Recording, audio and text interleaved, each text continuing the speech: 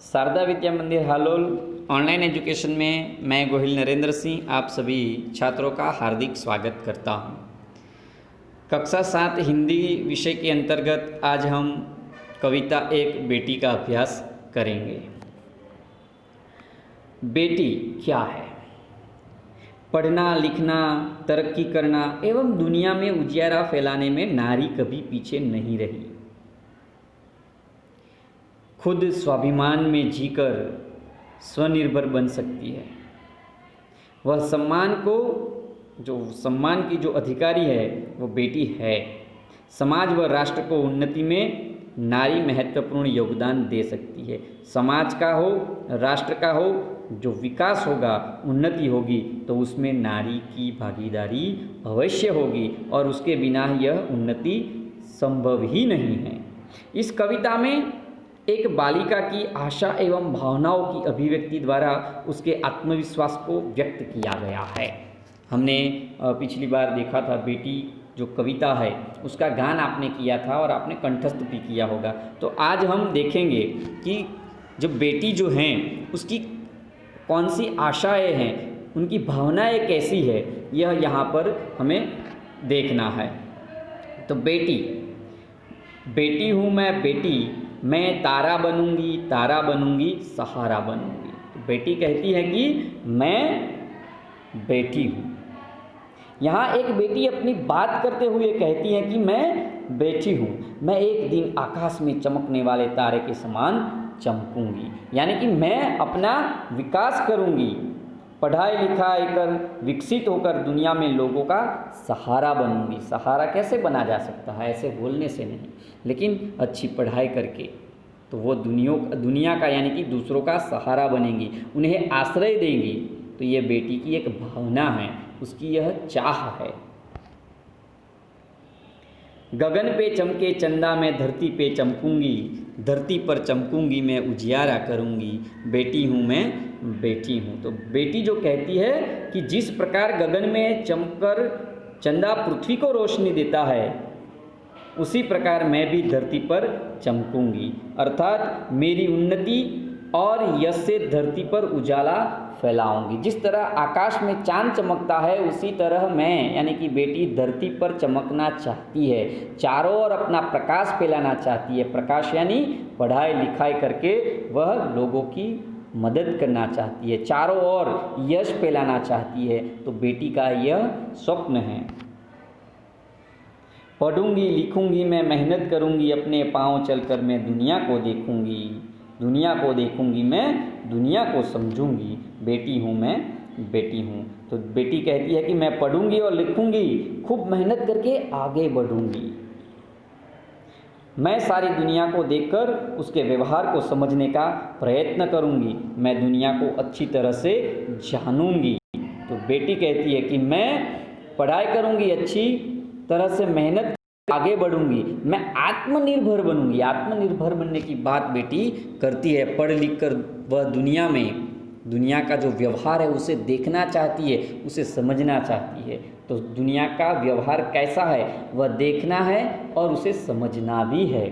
कई बार ऐसा होता है कथनी और करनी में अंतर होता है। जो दिखता है वह होता नहीं है और जो होता है वो कभी कभार दिखता भी नहीं है। तो देखना और समझना दोनों काम करना है। तो बेटी यह कहती है कि मैं दुनिया के व्यवहार को देखूंगी और उसे अच्छी तरह से जानूंगी, समझूंगी। बेटी हूँ मैं बेटी, मैं किसी से कम नहीं हूँ। बेटी किसी से कम नहीं है। फूल जैसी सुंदर मैं बागों में खिलूंगी, तितली बनकर मैं हवा को बेटी हूँ मैं बेटी हूँ। तो बगीचे में खिले फूल की तरह मैं भी यानी कि बेटी भी दुनिया रूपी बाग में खिलूंगी, अर्थात मेरे कार्य रूपी सुगंध को फैलाऊंगी। जैसे तितली हवा में उड़ती है उसी प्रकार मैं भी प्रगति करती हुई अपने लक्ष्य को पार करूंगी। मैं जीवन में विकसित होकर उच्च स्थान प्राप्त करूंगी। मैं खुशी से नाचूंगी और गीत गुनगुनाऊंगी, क्योंकि बेटी हूँ मैं बेटी हूँ। जिस तरह बाग में सुंदर फूल खिलते हैं उसी तरह दुनिया रूपी बगीचे में बेटी जो हैं वह अपने कार्यों से जीवन में सुगंध फैलाना चाहती है, अच्छे कार्य करके वह सुगंध फैलाना चाहती है। जिस तरह तितली हवा में उड़ती है, उसी तरह बेटी भी प्रगति करती हुई अपनी मंजिल पर जाना चाहती है, मंजिल प्राप्त करना चाहती है।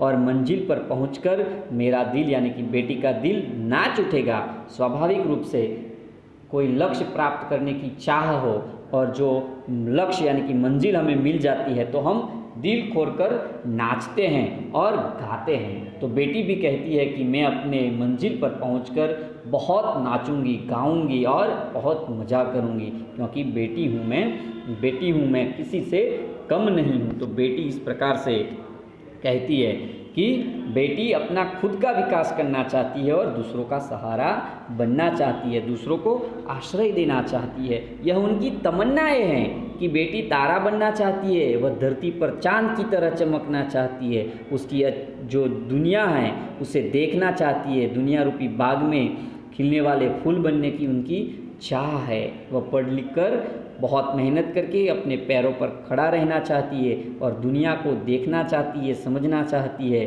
और लोगों की मदद भी करना चाहती है।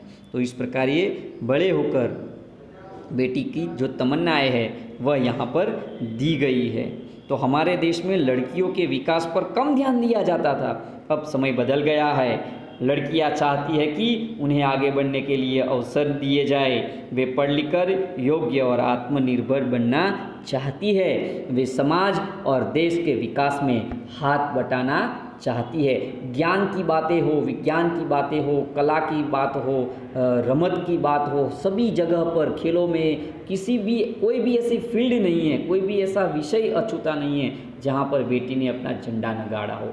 राजनीति हो, विज्ञान हो या व्यापार हो, सभी जगह पर आज बेटी अपना नाम, अपना यश दिखा रही है। तो इस प्रकार से ये जो बेटी हैं, जो महिलाएं हैं, वह कभी अब पीछे नहीं है। तो पहले तो बेटी के जन्म को बहुत अपशुकनिया मतलब माना जाता था कि बेटी का जन्म होता है तो अच्छा नहीं मानते थे, लेकिन याद रहे कैसे खाओगे उनके हाथ की रोटियां जब पैदा ही नहीं होने दोगे बेटियां। रोटी तो खानी है लेकिन बेटी के बिना बनाएगा कौन।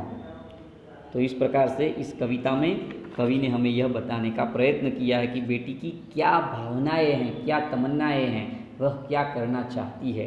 तो बेटी बड़ी होकर इंदिरा गांधी भी बन सकती है, सावित्रीबाई फुले भी बन सकती है, कल्पना चावला भी बन सकती है, मैडम क्यूरी भी बन सकती है, और सरोजिनी नायडू, और आज की बात करें तो दीपा कर्माकर है, मिताली राजे हैं।